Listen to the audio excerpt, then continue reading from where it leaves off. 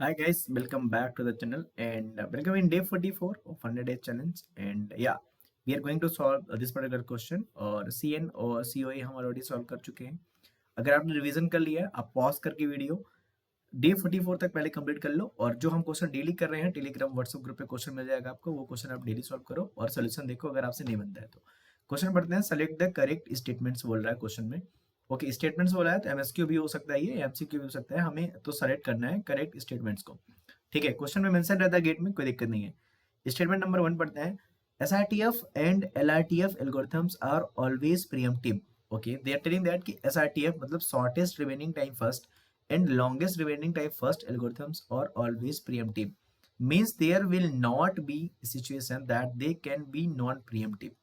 Okay, सो pre-emptive और non pre-emptive का मतलब आपको पता होना चाहिए और हम इसको ऑप्शन को अच्छे से समझने की कोशिश करते पहले ऑप्शन को। ठीक है, ये सही है गलत हमें नहीं पता, समझते हैं। ठीक है, तो हमें एक चीज पता होती है कि SRTF जो होता है हमारा और LRTF बाय डिफॉल्ट, तो ऑप्शन नंबर 1 जो है हमारा हम उसको समझते हैं। ठीक है, सो SRTF एंड LRTF ये जो बाय डिफॉल्ट जो होते हैं, ये by default these are preemptive. Okay, so they are telling that कि कैन ये they can't be non preemptive, never, नहीं ऐसा नहीं है।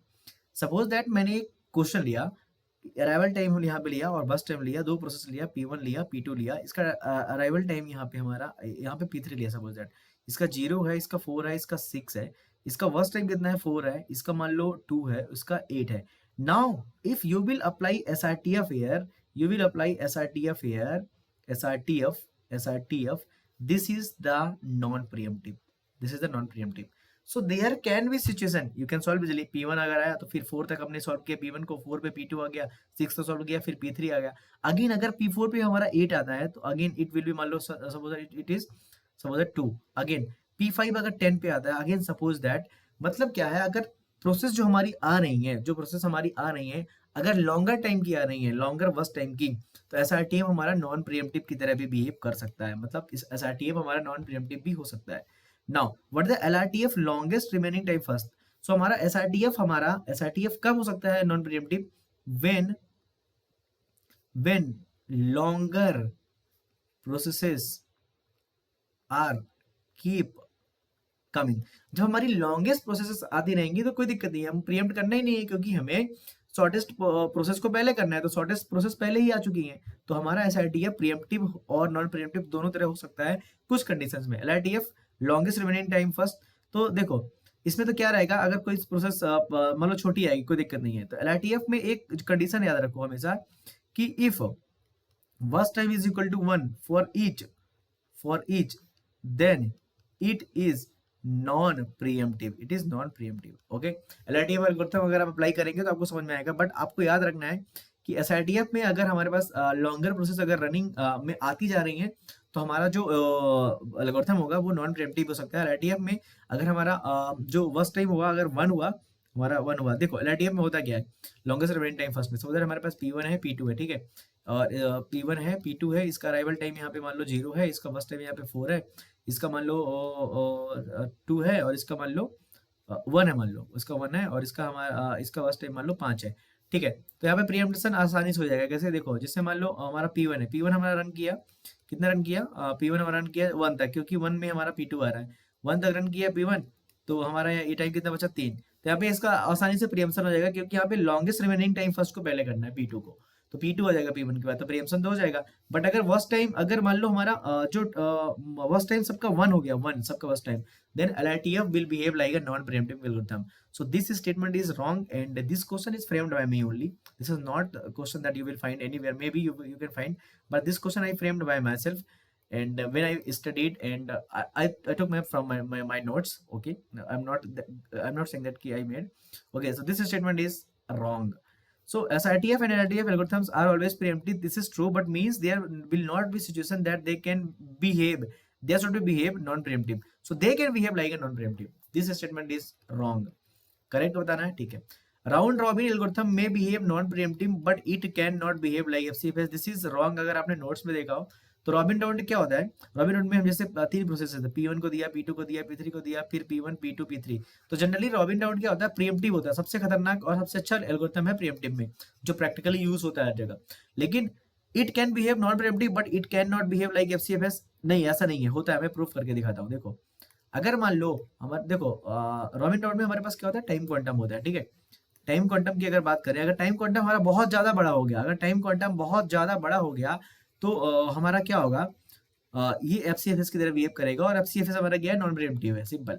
तो कैसे है, देखो सपोज दैट P1 है हमारे पास, सपोज दैट हमारे पास यहाँ पे अराइवल टाइम है, यहाँ पे हमारे पास बर्स्ट टाइम है, यहाँ पे P1 है, P2 है, P3 है, P4 है, ठीक है। इसका अराइवल टाइम मान लो 0 है, इसका हमारा 1 है, इसका 2 है, इसका 3 है, इसका बर्स्ट टाइम मान लो 100 है, इसका मान लो 200 है, इसका मान लो 500 है, इसका मान लो 600 है। अब हमारा मान लो टाइम क्वांटम, यहाँ पे टाइम क्वांटम हमारा यहाँ पे 1000 है, 1000। तो देखो यहाँ पे ये तो नॉन प्रीएम्प्टिव हो गया ना भाई, पहले P1 रन कर लो, फिर P2, फिर P3, P4 ऐसे रन कर लो, क्योंकि टाइम क्वांटम हमारा 1000 है। तो जब टाइम क्वांटम बहुत ज्यादा होता है तो हमारा जो राउंड रॉबिन होता है ये एफसीएफएस की तरह सॉल्व हो जाएगा। तो हमारा रॉबिन राउंड जो होता है एफसीएफएस की तरह बिहेव करता है। तो पॉइंट याद रखो कि when time quantum is high, very high, then it can behave like FCFS, ठीक है, which is non preemptive algorithm. This is also wrong, this is also wrong, this is also wrong. They are saying कि Robin round can behave non-preemptive. Yes, it can behave, but it cannot behave like FCFS. So it can behave when the time quantum is very high. SGF and multi-level queuing algorithms can suffer from starvation. Simple statement है, true। कैसे? क्योंकि shortest job first में क्या होता है, अगर shortest job आती जा रही है, शॉर्टेस्ट वर्स्ट टाइम वाली आती जा रही है, तो जो लंबे वर्स्ट टाइम वाली है उसको वेट करना पड़ेगा। This is starvation. Multi level Q algorithm में क्या होता है, अगर हमारे एक क्यू में ही, अगर एक क्यू हमारी फुल हो गई और उससे हम खाली नहीं कर पा रहे हैं, कोई भी मतलब कोई भी प्रोसेस उससे खाली नहीं हो पा रही है, और हमें मान लो कोई प्रोसेस उसी पर्टिकुलर क्यू में डालनी है, तो क्या होगा, हमारा वहाँ पे स्टारवेशन हो जाएगा, ठीक है। तो दोनों में क्या होता है, स्टारवेशन होता है। This is true. Long term scheduler can only increase the degree of multi programming. Yes, long term scheduler scheduler जो भी पढ़ना हो, it can only increase the degree of multi programming. समझते हैं कैसे। Short term scheduler can not change it. Yes, it can not change it.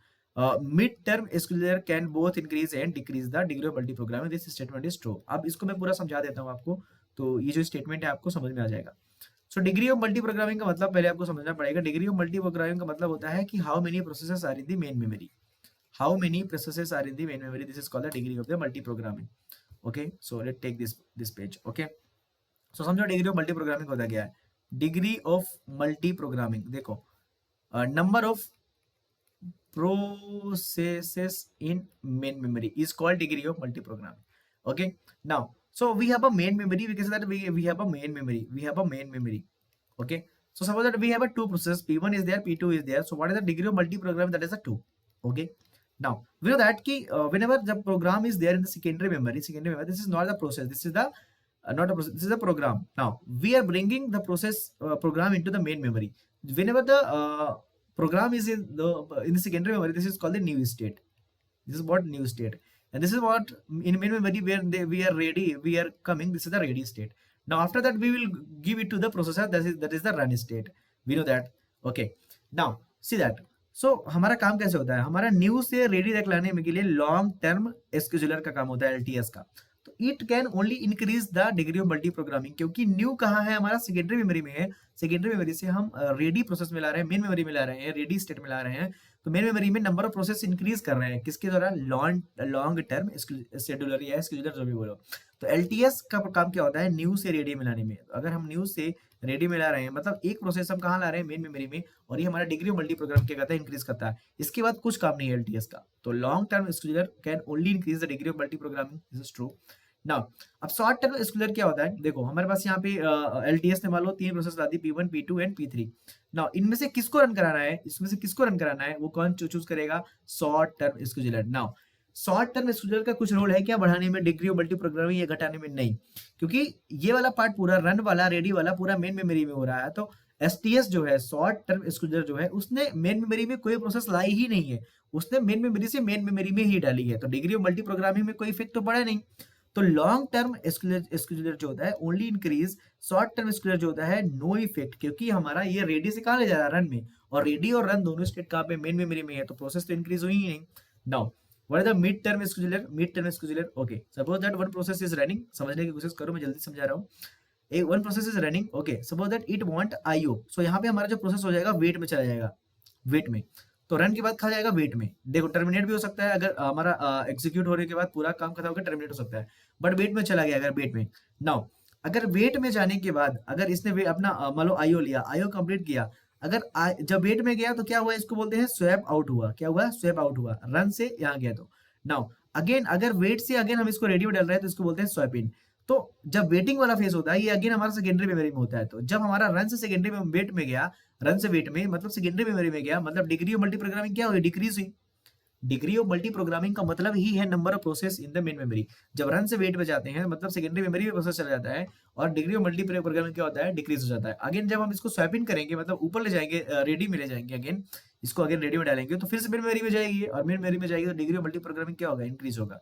तो mid term scheduler का क्या काम होता है? बढ़ाने का भी घटाने का भी। You have to remember this, okay. So देखो अगर मैं शॉर्ट में बताऊं, लॉन्ग टर्म स्केड्यूलर का जो काम होता है हमारा न्यू से वो रेडी स्टेट पे लाता है हमारा इसको, ठीक है।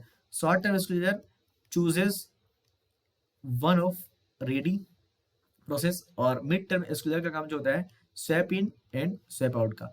स्वैप आउट करेगा तो degree of multi programming decrease होगा, और स्वैप इन करेगा तो degree of multi programming increase होगा। This is a very important question and I think two options are correct for the particular question 3 and 4। I hope you got it. Thanks for watching and let's meet in today 45। और अगर कुछ भी doubt है इस particular question में, question कैसा लगा comment करो, और या फिर डिस्कस करते हैं इस क्वेश्चन को। Thanks for watching.